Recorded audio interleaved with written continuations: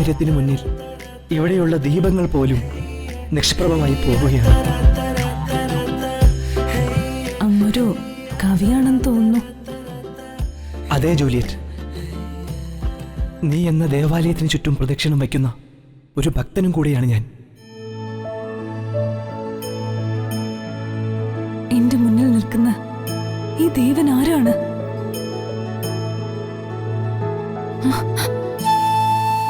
ഈ ദേവതയുടെ ഒരു ദാസൻ മാത്രമാണ് ഞാൻ.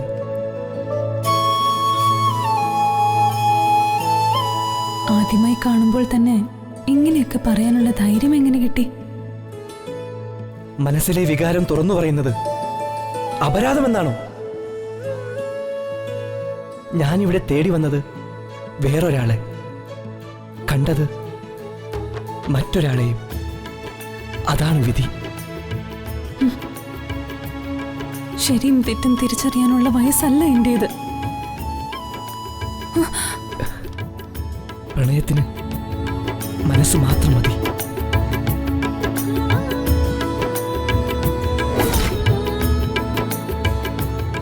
ജൂലിയറ്റ്, നിന്നെ നിന്റെ പിതാവ് വിളിക്കുന്നു. ഞാൻ പോയിക്കോട്ടെ.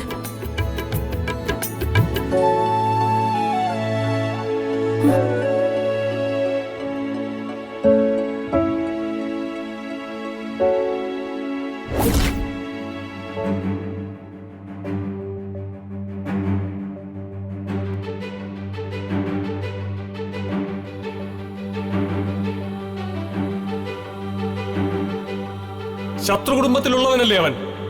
അവൻ എന്തിനാണ് ഇവിടെ വന്നിരിക്കുന്നത്? അവൻ ഇത്രയ്ക്ക് അഹങ്കാരമോ? മഹാരാജാവിന്റെ കൽപ്പന മറന്നുപോയോ? ഇപ്പൊ നീ ഒന്നും ചെയ്യരുത്. നമുക്ക് അനുകൂലമായ ഒരു അവസരത്തിൽ നമുക്ക് ഈ കണക്ക് തീർക്കാം. നീ വാ വാ.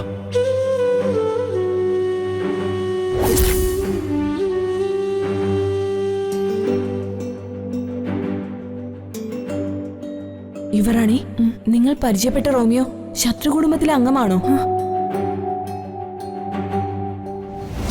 എന്നോട് ഇത്രയും പ്രണയത്തോടെ പെരുമാറിയവൻ നമ്മുടെ ശത്രു കുടുംബത്തിലെ അംഗമാണെന്നോ?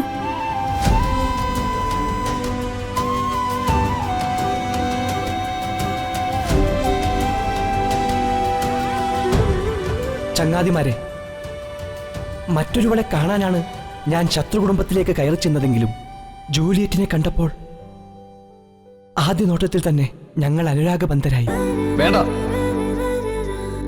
അവൾ ശത്രുവിന്റെ കുടുംബത്തിൽപ്പെട്ടവളാണ് റോമിയോ. പ്രണയത്തിനതൊന്നും ഒരു വിഷയമേ അല്ല. അവിടെ ശത്രുതയ്ക്ക് സ്ഥാനമില്ല. ഇഷ്ടപ്പെട്ട സുന്ദരിയെ സ്വന്തമാക്കുക എന്നത് മാത്രമാണ് ഇപ്പോൾ എൻ്റെ ചിന്ത.